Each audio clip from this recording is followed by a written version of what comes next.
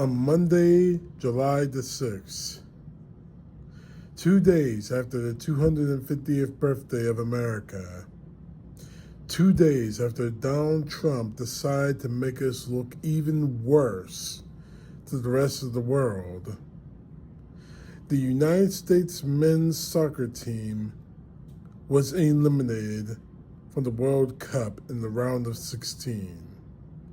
In a 4-1 embarrassment against Belgium. To disappoint, the U.S. men's soccer team has not won the World Cup. The best result they have ever had was in third place in 1930. That in itself is a bit of an embarrassment. What was more embarrassment about all this is that the U.S. national team had the full team after Donald Trump decided to call the president of FIFA. The details are on one of my previous videos about calling the president of FIFA candy ass. Donald Trump, it proves the same thing over and over and over again. Everything that Donald Trump touches dies. Everything.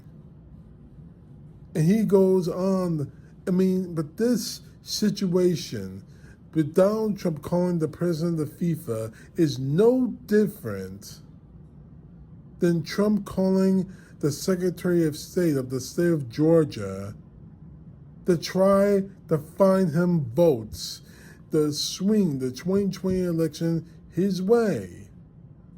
The only difference is this wasn't politics, this was sports.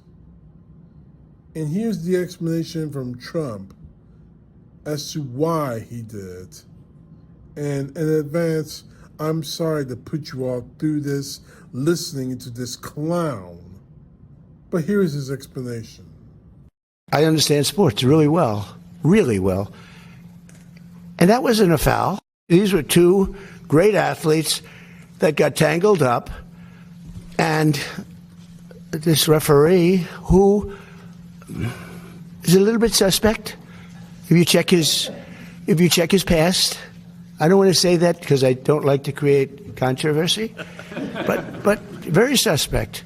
I said, boy, that's a big, if it happened to another player, it would have been unfair. But when they take your best player, or just about, they have some great players, and they say you can't play, that's very unfair. That's, it's one thing to penalize somebody for the game, but how do you penalize them for a game that hasn't been played yet? It's very unfair. You can't do that. So, yes, I asked for a review by FIFA.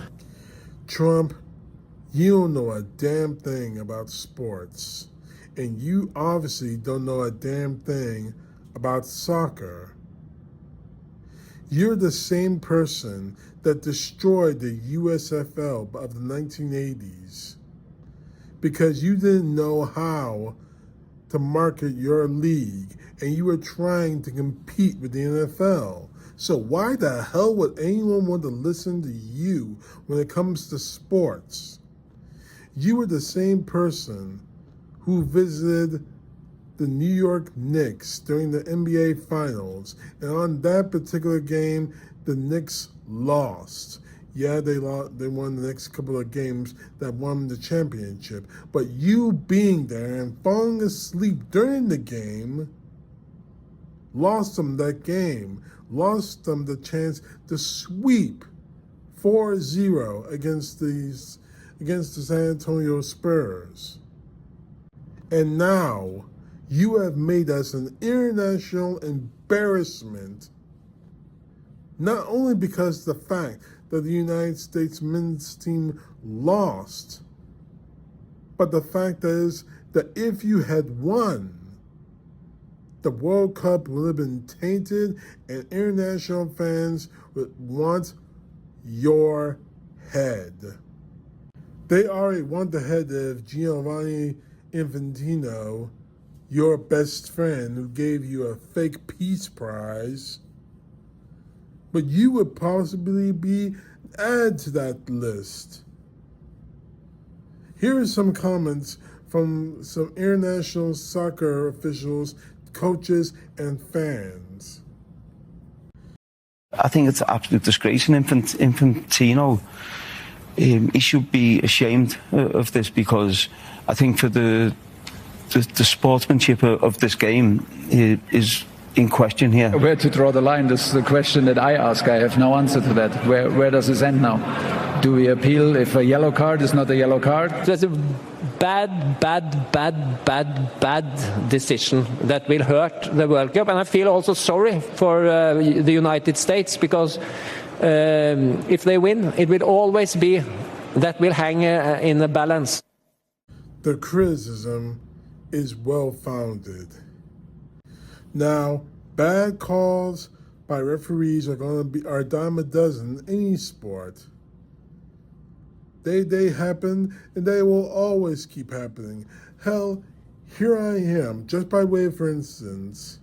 It's been 23 years since the Fiesta Bowl in 2003 for the national championship between my Ohio State Buckeyes and the Miami Hurricanes. We all know the story. Ohio State won the national championship, and of course, one of the biggest, most controversial penalties called in college football, the pass interference that extended the game and eventually Ohio State winning against Miami. It's been 23 years, and I still hear that crap from Miami Hurricane fans. You're probably going to hear the same thing about the red card that was drawn against Florian Baccarin for a long time, whether it was justified or unjustified.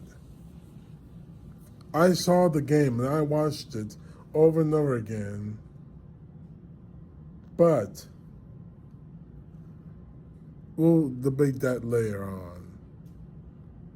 But Trump, this shows you know nothing about soccer, and you know nothing about what these players go through.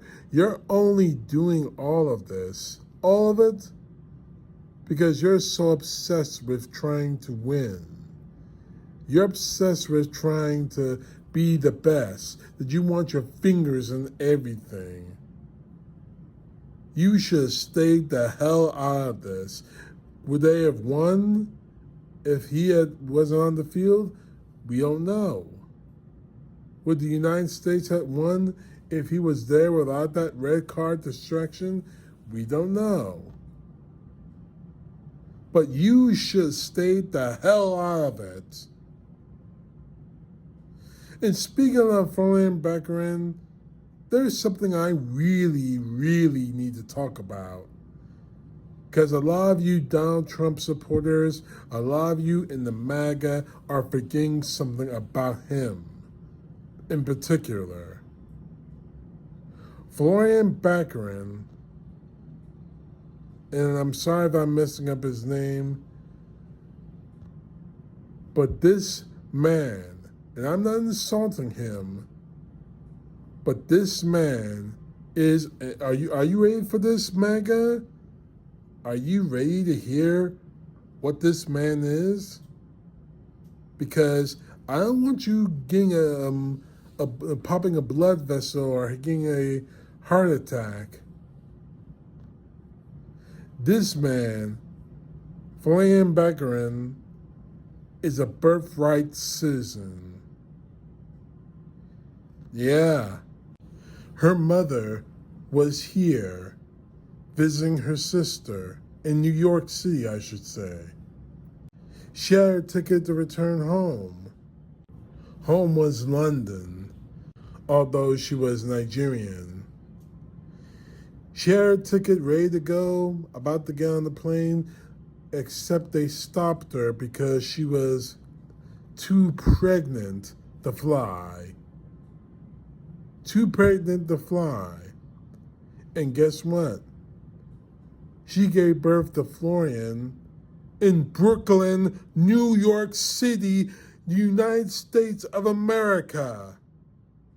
This is the kind of man that Donald Trump wants thrown out of this country, whose mother that Donald Trump will have expelled out of this country.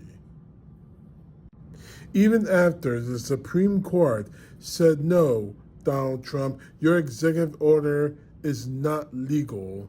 Birthright citizenship under the 14th Amendment stands. You still want Congress to override the Constitution. You still want birthright citizenship, to be thrown away, making sure the foreign migrant's mother and foreign migrant himself would not see the inside of this country. And for Steve Miller, the racist prick that he is, the Joseph Goebbels wannabe that he is, they lost. They need to get moving and start deporting people as fast as possible, starting with birthing aged women. The birthing persons, as the Democrats call it. If a person comes here 9 months pregnant to go look around at some things, in a couple of weeks, that is the mother of a lifetime American citizen and a direct line into American cash and welfare for the rest of that child's life. Look, if you're pregnant and you're from a foreign nation, you know what? It's time for Congress to pass a law to say you can't come here. The irony would be so funny if the situation weren't so serious. The way I see it now, Trump, you've lost I don't know how many things, but the real danger is the Americans are losing. Everything you touch, Donald Trump, dies. You did with Independence Day. You did with the U.S. national team. And I'm worried that everything you touch will continue to die. I'm wondering what's next. Honestly. I just hope it's not the American people who you... Well, actually, it's already happened, considering the fact that, forgetting the fact that you were president before, and the year was 2020, and of course, COVID-19 happened, and Americans died because of you. I'm wondering what's going to be next. What's next, Trump? CTP, know the truth. God bless. Peace to the left, justice to the right. Please don't forget to subscribe and share my videos.